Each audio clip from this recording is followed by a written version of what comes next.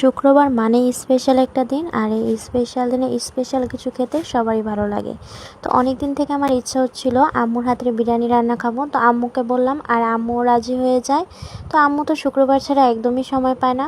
তো আজকে আম্মু সুন্দর করে রান্না করছে আমার জন্য। তো তেল গরম হয়ে যাওয়ার পর আম্মু এখানে পেঁয়াজগুলো দিয়ে দিয়েছে। তো পেঁয়াজগুলো যখন একটু লাল হয়ে এসেছে, তার মধ্যে দিয়ে দিচ্ছে পরিমাণ মতন আদা বাটা, জিরা বাটা, রসুন বাটা, তারপর দিয়ে দিচ্ছে মরিচের গুঁড়ো। তো আমরা একটু ঝাল খেতে পছন্দ করি, তো আম্মু এখানে মরিচের গুঁড়ো একটু বেশি দিয়ে সুন্দর করে মশলাটা কষিয়ে নিচ্ছে। তো মশলাটা কষানোর পর এখানে মুরগিগুলো দিয়ে দিল। তো আজকে আমরা লেয়ার মুরগি দিয়ে বিরিয়ানি রান্না খাবো। তো মুরগিগুলো দেওয়ার পর আম্মু এখানে দিয়ে দিল পরিমাণ মতন লবণ দেওয়ার পর আম্মু এখানে মশলাটার সাথে মাংসটা ভালো করে মিক্সড করে নিচ্ছে, যেন মাংসটার মধ্যে মশলাগুলো সুন্দর করে লেগে যায়। তো ভালো করে মিক্সড করে নেওয়ার পর আম্মু এখানে দিয়ে দিল আলু। তো অনেকেই আছে বিরিয়ানিতে আলু পছন্দ করে না, বাট আমার আলু খেতে ভালোই লাগে বিরিয়ানিতে। তো আম্মু এখানে ঢাকনাতে ঢেকে দেওয়ার পর একটু পর ভালো করে নেড়ে চেড়ে দিচ্ছিল, যেন মাংসগুলো লেগে লেগে না ধরে, পুড়ে না যায়। তো ভালো করে মাংসটার দিকে কষানো হচ্ছে, আর এদিকে আম্মু এখন বিরিয়ানিটা রান্না করে নেবে। তো প্রথমে তেল দিয়ে তারপর পেঁয়াজগুলো দিয়ে দিল। তো পেঁয়াজগুলো একটু নেড়ে চেড়ে এখানে ভাজতে দিল, আর এদিকে আমাদের মুরগিটা হয়ে এসেছে। তো আম্মু এখানে গরম মশলার গুঁড়ো দিয়ে আবার ভালো করে নেড়ে চেড়ে দিচ্ছে। নেড়ে চেড়ে দেওয়ার পর আমরা এখন চলে আসি আমাদের বিরিয়ানিতে। তো আমি এখানে অফ ক্যামেরাতে আগেই বিরিয়ানি চালগুলো ধুয়ে রেখেছিলাম, মানে পোলাও চাল ধুয়ে রেখেছিলাম। তো আম্মু পেঁয়াজগুলো সাইড করে নিয়ে এখানে একটু জিরা ভেজে নিল, আর পোলাও চালগুলো এটাতে দিয়ে দিচ্ছে সুন্দর করে। তো পোলাও চালগুলো দিয়ে দেওয়ার পর আম্মু এখানে নেড়ে চেড়ে দিচ্ছে যেন লেগে না যায়। তো আম্মু ভালোভাবে সুন্দর করে নেড়ে চেড়ে দিচ্ছে, আর এখানে একটু পর দিয়ে দিচ্ছে লবণ, তারপর দিয়ে দিল একটু আদা বাটা আর একটু জিরা বাটা। তো এগুলো দেওয়ার পর আম্মু আবার ভালো করে নেড়ে চেড়ে দিচ্ছে, মশলাটার সাথে যেন মিক্সড হয় সুন্দর করে। তো ভালো করে নেড়ে চেড়ে দিচ্ছে, আর যেহেতু পানি দেওয়া হয়নি চালগুলো একটু লেগে লেগে ধরছে তেল দেওয়ার পরও।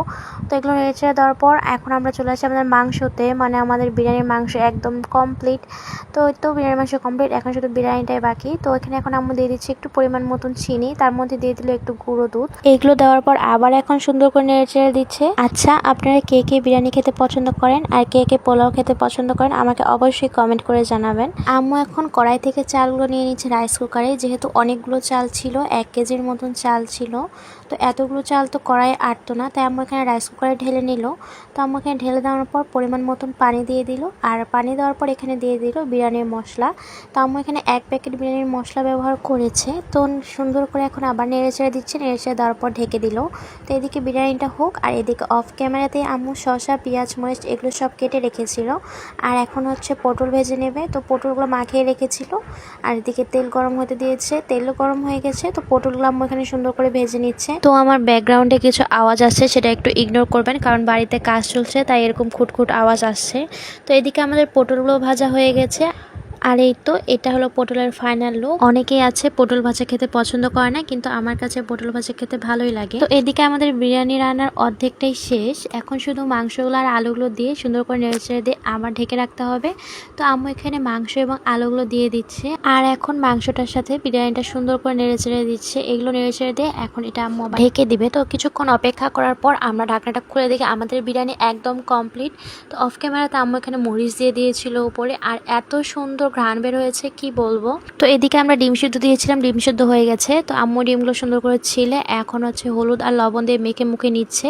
তো কড়াইয়ে তেল গরম হতে দিয়েছিল, কড়াইয়ে তেলও গরম হয়ে গেছে, এখন ডিমগুলো ভেজে নেবে, কারণ আজকে আমরা ডিম ভুনাও খাবো সাথে।